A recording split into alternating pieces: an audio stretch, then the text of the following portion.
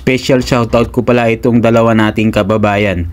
Ito po ang kanilang comment sa aking nilutong papaitan. Sabi niya kasi dun sa may vlog ko na nagluto ako ng papaitan may version. Gunggong, hindi yan papaitan. Nilutong tangahan yan. At sabi naman ng isa nating kabayan, di ko alam kung gotong Batangas ba o papaitan talaga yan o kaya popis na may sabaw. Ano ba talaga? Ganun pa man mga kabayan, hindi naman po ako galit. Yun po kasi may version lang po. Hindi ko naman po sinabing original na papaitan yun Kung pansinin nyo lang po, yung gotong Batangas ni Kuya Oliver, bakit mo tinawag na gotong Batangas? Wala naman po lugaw yun. Paano po naging goto yun? Yun lang naman po para sa akin lang. Kung baga po sa pagluluto iba-iba po talaga tayo ng taste at panlasa.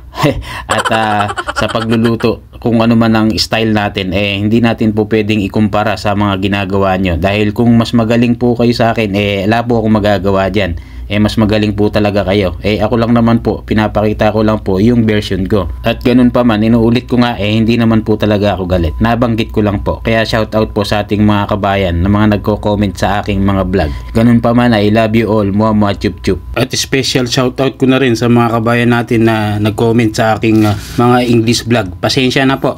Katuwaan lang po yun. Hindi ko naman po talaga inaano yun, in-expect na magagalit kayo sa mga English vlog ko po. Kaya pasensya na po. Sinabi nila na mali-mali yung grammar ko sa pag-i-English ko doon sa mga previous vlog ko.